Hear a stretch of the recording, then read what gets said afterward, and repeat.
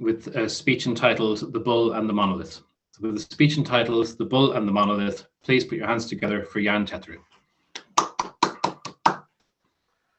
Thank you, Mr. Toastmaster, fellow Toastmasters and guests. Who of you, raise your hands, were aware of this strange monolith that turned up in the desert of Utah a couple of weeks ago, and it was quite a craze, and especially since it was taken away again because it was illegally placed, and someone just took it, and it caused a lot of strange stuff in this time of conspiracies. People were talking, what's this thing? Where does it come from? Who made it? Who made it? And a lot of people thought about this monolith. And who knows this one? It's a black monolith with 8 men in the background. And this is the famous monolith from the movie 2001: A Space Odyssey, by the book of, well, it was directed by Stanley Kubrick and by the book of Arthur C. Clarke. Since the monolith in Utah turned up and was taken down again, we have seen monoliths in Romania, in the Netherlands, in Friesland, in various other countries, a couple of more in America. So at this moment, we can say the 2020s, the crop circles of the 2020s will be monoliths. And in Ireland, of course, we are crazy for monoliths. We have loads of them. And here you have one, but this is a special one. This one is lying here in a field in Skibbereen. And this is where the bull comes in. Because about 11 years ago, this thing, this apparatus, this standing stone from the Bronze Age, it was more than 2,000 years old, had been lying there in the field. And as things happen in Ireland, the farmer who owned the land and owned the bull did have a run of bad luck for more than 11 years. He had crop failures. He had floods on his fields. He had diseases in his cows, in his cattle. So when he looked back, he said, I've been having bad luck ever since this standing stone toppled over. And he called Cork University.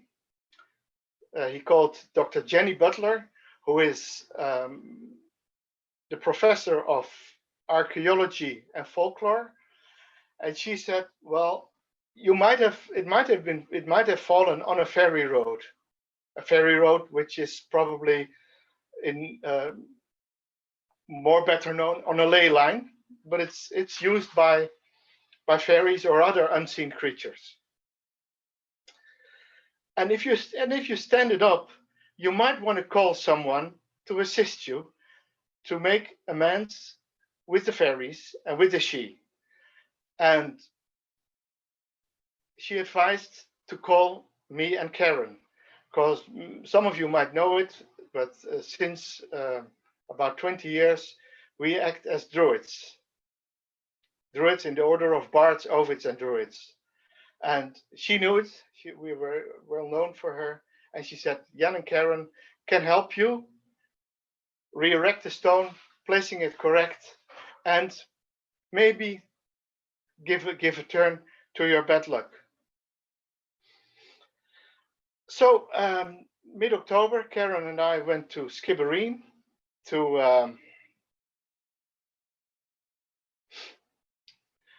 Mr. Let me see, to Mr. Donald Bonane, the farmer, and we helped him straighten the stone again. We went in the field.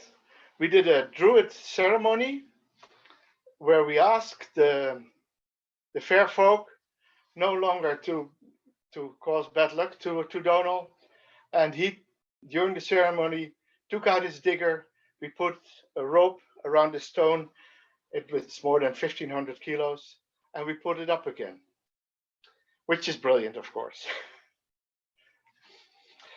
The funny thing was, while we were working and doing this, one of the neighbors, a man who'd lived there all his life, came into the field, phone in hand, and he had on the line the reporter of the Southern Star. And so a couple of weeks later, we were in the Southern Star.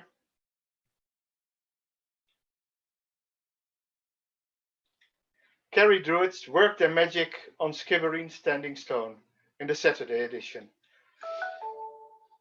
So we're famous now. And the funny thing was that not only the Southern Star picked it up, a week later it was in the Independent, in the Irish Times. I was interviewed for Kerry Radio and for Radio 1, the afternoon show. So it really raised our claim to fame all over Ireland. We were even mentioned by the guy from Listowel on a TV show, the poet. I forgot his name, but he said, yes, Jan and Jan Tetteroo, their names are very Polish,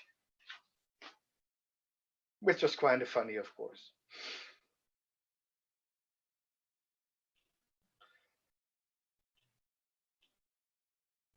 So here we are again, standing there, claiming our fame. And as you can see, we ended up with a nice standing stone, and that was lovely. One special thing happened during all this, that the Department of Archaeology stepped in and they said, you should not have done that because the stone, you cannot touch any monument, and it's a monumental stone. And the answer of Donald was, you had 11 years to come and correct it, and you just left it here. So now we did it ourselves, and don't bother us. Madam, Mr. Toastmaster, fellow Toastmasters and guests, this was my story about the bull who knocked over the stone and the monolith. Thank you very much. Thank you very much, Jan.